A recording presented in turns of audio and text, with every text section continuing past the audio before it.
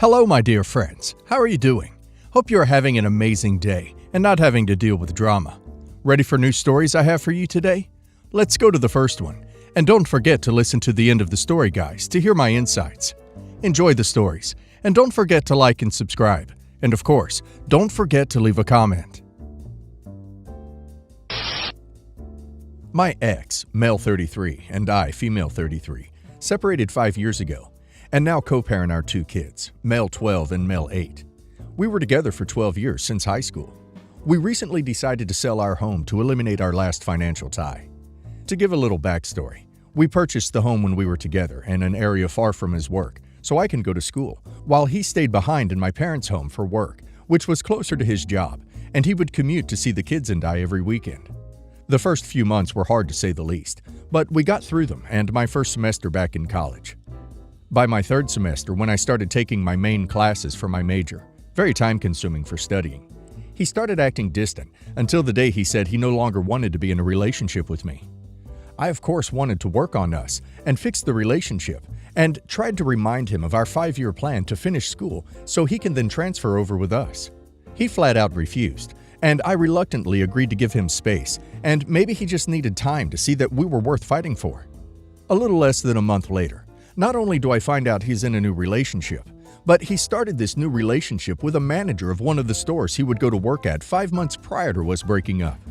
To throw more salt on the wound, she not only knew of his relationship status, but would later go on to harass me with messages taunting me that she was able to take him away, and maybe of his cruel words to me. Their romance lasted a few months, but not without a not-so-surprising affair, baby. I decided for my mental health to ignore and not entertain any form of negativity and harassment from either party. I focused on my kids and finishing my studies. Fast forward to the future. I've since then graduated and am working as an RN, and we still co-parent as we were able to focus on the kids' happiness and well-being, and I've even let him bring his daughter to my home to meet my sons and spend time with my ex since he cannot take her to my parents' home. At the end of the day, I told him it is his home as well, and I know how much he misses out on her life. I have made it clear to my ex that I do not want to get involved in any paternal capacity because I'm not her parent or wish to have that kind of relationship with his daughter or have a close relationship with her mother. I will be civil because at the end of the day, we share kids, and my kids will be a part of their dad's life, as would she. My boys are happy to meet their sister. A few concerns were raised with my oldest since he did not know of his father's affair and welcomed her to our home. Fast forward to the future. We recently went into escrow and are going to have good profits from the sale. Well, today he threw a bombshell at me when he asked if we can share some of our profits with the mother of his child to help her out because she's a single mom of 3. Not only was I shocked by the news, but of the audacity to ask me to share the profits of a place that was my home with my kids and a place I envisioned our life together, and to share with a person who helped destroy that dream and taunted my inbox with messages for months. I outright said no, and he got upset and said that it is for his daughter and she has every right to that money. I tried to reason with him and explained how hurtful and insensitive his request is, but he refused to see it. I asked him, let's talk to some neutral parties to get perspective, and he flat out refused and couldn't look me in the eye to say why. So I told him I would come to Reddit and ask, am I the a-hole? Looks like OP's ex does not have any respect for OP. Because he even dares to ask for this, that means OP is treating him way too good after what he did to her. If he wants to split his share of the profits, he can, if his daughter is so important to him. He chose to have an affair. He chose to leave. She has no ownership in the house, nor has any right to it. OP needs to stand her ground on this. And now let's see if the community agrees with me. Britt Dre 16 says, he can share his portion of the profits with his daughter. Bond 42 says, not the a-hole. She is entitled to nothing. Tell him he is, quote, more than welcome to give her your half. However, she will not get a penny from me. Consequences of not only being a homewrecker, but being cruel and taunting you. Jolly Mutant says, not the a-hole. Tell him he's free to do whatever he wants with his share of the profits, as long as he meets his obligation to you and the kids. After that, it's his problem, not yours. I, 17 male, am the oldest kid in my family. My parents have 2 bio kids, me and my 12-year-old sister, and they adopted my 4 other siblings. I had dozens of foster siblings over the years as well. My parents have struggled to make time and have the money for all of us. It has meant a lot of sacrificing, and mostly on my part. My parents were able to make sure all my younger siblings had at least one activity outside of school to do, but they never did that for me. I was forced to play football when I was 5, but by the time I was 7, my parents had started fostering, and I was no longer doing that. My siblings all get to do something they like. Cora does dance, for example. Some of my other siblings are in music classes. The younger kids were also prioritized with school field trips, so they always got to go while I haven't since I was 6. The last time I asked was when I was about 9, and my parents told me to work for the money to pay. My grandparents found out what they said and gave me the money, and my parents took it off me to use for the household. My grandparents were so mad at them for that. They delayed my tonsil surgery by 2 years because they prioritized 2 foster kids and 2 of my siblings' surgeries over mine. My grandparents saw how much I was getting the short end of everything with my parents, and they set up a college fund for me. It's a lot of money and really caught me off guard. My parents know about it, but cannot access it. They only know because of a fight with my grandparents over the lack of saving for my future, when they have saved something for my siblings. My parents said the money my grandparents saved should be divided equally, because $350,000 is a lot to save for one grandchild when you have multiple. That money is still there, and I have plans for it. But my youngest sister is 5, and she needs a pretty major stomach surgery. She's had a lot of health trouble since her birth, and my parents have paid a lot of money on her medical expenses. They were told this surgery could turn her life around and give her a chance at living with less pain and stomach complications. It could give her a more normal childhood because she can't do a lot. They don't have the money for the surgery, and they want me to give them the money to pay for it, and the expenses afterward. They said they need $270,000 for the whole thing, and maybe they can give some of it back, but they might need even more if stuff gets more complicated. I told them they can't have that money, and they lost it, and told me I was being selfish, and I argued back that they take away from me all the time. I asked why they didn't take the money they saved for all my siblings and use that. Why does it have to be mine? They said I am putting college before my sister's future and accused me of being unwilling because she's my sister through adoption and not my bio sister. Am I the a-hole? OP's parents have neglected OP, and they're asking OP to sacrifice his future. OP's grandparents have that money set aside for OP's education, so OP should use it for that. It's tough knowing that OP's sister has to have surgery, but the funding for that is OP's parents' responsibility, not OP's. OP's parents are sinking into debt because they aren't able to pay for these kids. They have to have the means, which they don't. Why should OP be punished for his parents' decisions? And now let's hear the community's opinion. Northern Tropic AZ says, not the a-hole. Can you move in with your grandparents? You're 17, and your parents have never prioritized you. They won't pay you back, and if you stay, they will guilt you until you give them the money, and then they will continue to treat you like crap. MXKZ1 says, not the a-hole. Do not give them a cent, OP. They are asking you to forgo your future, to give one to some stranger you have no connection to, other than your parents feeling generous to adopt one day. That's their burden to carry, not yours. They might adopt another kid too, and spend money on them, so unlikely they will pay any of it back. Absolutely insane they want money your grandparents have put aside for you. Do not let them have any weight over your life, and keep living each day to make your life the best. Whatever you do, please don't let them crack you. You are 1,000,000% in the right to keep this. My wife, Angela, 64 female, and I, 66 male, have 2 kids.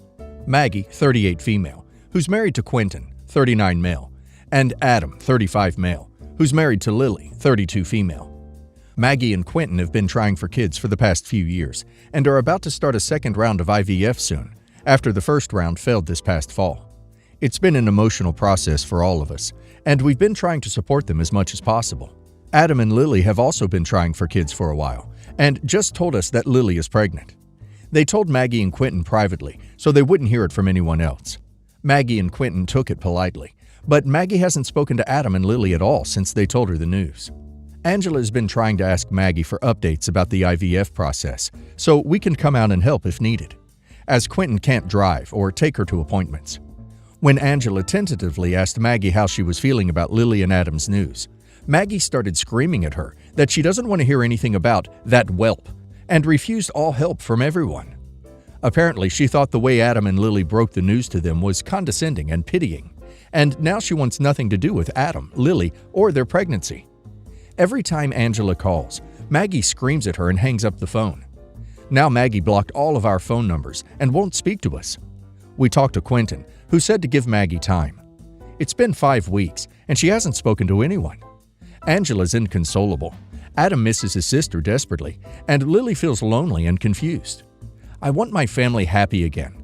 I want to cut Maggie from our will and just focus on Adam and Lily. But Angela said that Maggie is just in pain, and we should give her time. Would I be the a-hole if I cut Maggie out of my will for the pain she's been causing us? Savina the White says, take a step back here. Your daughter is clearly struggling, and you can't give her space for a few months while she sorts things out before jumping to, I'm going to cut her out of my life and my will because she's not acting the way I want. Wow. I wonder where your daughter learned that massive overreaction behavior from. Was her response rational? No. She's clearly overwrought and lashing out, probably on pregnancy hormones or suffering from grief and stress. Was your response rational? Also no. What's your excuse? You're the a-hole. TGAH says, what? You would disown your daughter for being upset for 5 weeks? This is how you support them as much as possible? And how you think your family will be happy again? Listen to your wife for crying out loud. You're the a-hole. Witch Tor 2102 says, you're the a-hole. So let me get this straight. You want to cut your daughter off during an incredibly vulnerable and emotional time for a woman. It is not about you. Maybe your wife has overstepped majorly, and your daughter is tired of everyone bringing up her fertility struggles. Let her take the lead on this. It's pretty heartless that you are just wanting to cut her off instead of trying to support your daughter struggling. I have to wonder who the golden child is and who the scapegoat is. I, 23 female, have been dating my boyfriend Tony, 27 male, for almost a year now. Several days ago, there was a family gathering, and Tony and I were both invited. Because of the limited space, out-of-towners were put at different relatives' houses. Tony and I, along with my twin brother Mark and his boyfriend Ben, 22 male, were supposed to stay at my uncle's. Now, I said my uncle's, but it's actually a great-grandparents' house that they left to both of my dad and my uncle, 50-50. My uncle and his girlfriend moved in there a few years ago after losing their house.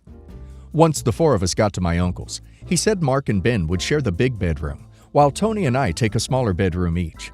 We thought it was the space issue, and Tony and I assured them that we would be fine taking the smaller bedroom together. My uncle and his girlfriend made a face and said they could not allow that, as we were not married. I asked why Mark and Ben got to share a room, and they said, right in front of Mark and Ben, that since their relationship could not produce biological children, it wasn't real. It was no different than 2 friends sharing a room, and they did not have a problem with that. To say us 4 got mad would be an understatement. Mark phoned our dad right away, and he came over. He was staying at our grandparents' in 15 minutes, and he and Uncle had a fight. My dad said the house was half his, and his children and their partners could stay. Uncle said it was half his as well, and he would not allow ungodly actions under his own roof. They were almost engaging in a fist fight when my grandpa and aunt came because my uncle's girlfriend had called them.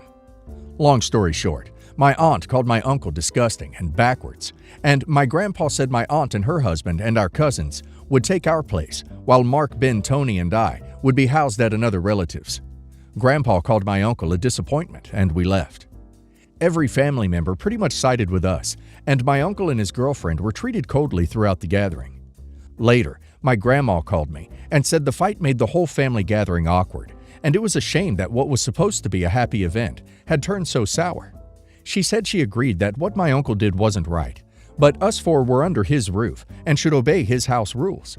She said being separated from Tony for a couple nights was nothing, and I need to learn to not be so self-centered. Am I the a-hole? BBQ Quail says, not the a-hole. Your family was disgusted at your uncle's atrocious behavior. That has nothing to do with you. If he wasn't such a trash bag of a human being, the family gathering would not have been awkward. Also, you said your uncle and his girlfriend. Pretty hypocritical of them to make issues with unmarried couples sharing a room. What's his excuse? String Random says, not the a-hole, and oof, Grandma. Way to snatch defeat from the jaws of victory.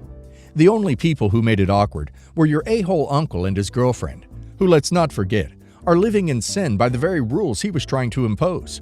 So he's a hypocrite and an a-hole. Calm Initial says, "Were the uncle and his girlfriend sharing a bedroom? I'd have just told him, we will sleep apart when y'all do."